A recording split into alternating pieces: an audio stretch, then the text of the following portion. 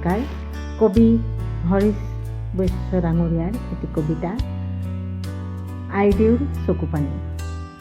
কবিতাটি মই আবৃত্তি কৰিবলৈ লৈছোঁ শ্ৰীমতী মিতালী গোস্বামীয়ে।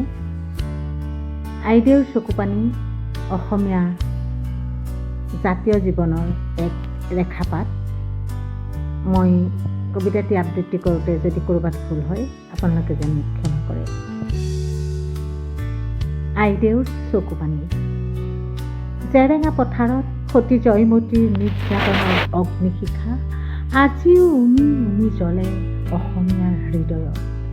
ৰূপকোঁৱৰ জ্যোতিপ্ৰসাদৰ অদম্য প্ৰয়াস সতী জয়মতীৰ সতীত্বৰ জীৱন্ত ৰূপ দিয়াৰ একমাত্ৰ আইদেউ সন্দিকৈ নিৰ্ভীকতাৰে আগবাঢ়ি আহিল সতী জয়মতীৰ নিৰ্যাতনৰ জীৱন্ত ৰূপ দিবলৈ।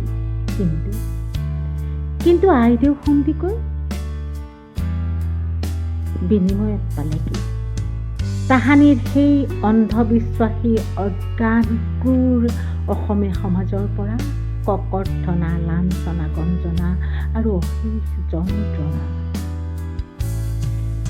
জীৱন যৌৱনক জলাঞ্জলি দি অসমীয়া ছবি জগতৰ জ্বলালে বন্তি ৰূপকোঁৱৰ জ্যোতিপ্ৰসাদে আইদেউ সন্দিকৈ মহান ত্যাগেৰে।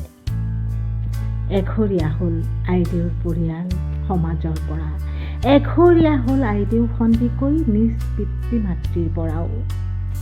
দুখ যন্ত্ৰণাৰে অকলশৰে সতী জয়মতীৰ জেৰেঙা পথাৰৰ যন্ত্ৰণাৰ চকুলোৰে আইদেউৱে বোৱালে দুখ যন্ত্ৰণাৰ অশ্ৰুধাৰ।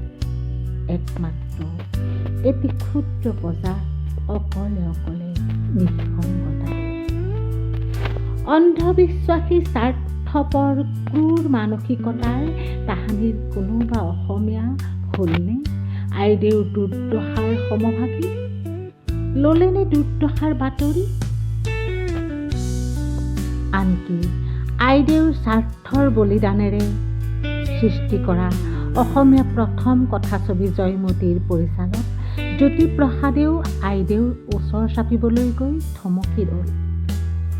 তাহানিৰ ক্ৰূৰ হিংস্ৰ অসমীয়াৰ ক্ৰূৰতা দেখি আইদেউ গুচি গ'ল চিৰদিনলৈ হুমুনিয়া হয় চকুপানী টুকি অসমীয়া ছবি জগতৰ বন্তি জ্বলাই। অজ্ঞান অসমীয়াৰ আজি জ্ঞানৰ বন্তি গছি পোহৰ হ'ল। আজি বুজি উঠিল সেই অজ্ঞান অসমীয়াই আইদেউৰ মহান নিস্বাৰ্থ ত্যাগৰ পৰিচয়। ধন্য তুমি আইদেউ, ধন্য তোমাৰ নিস্বাৰ্থ ত্যাগ। পাহৰিব পাৰে জানো কোনোবা অসমীয়া? আইদেউ তুমি মহীয়সী, তুমি সংগ্ৰাম বিজয়ী। আইদেউ তোমাক আমাৰ শত প্ৰণাম। ধন্যবাদ।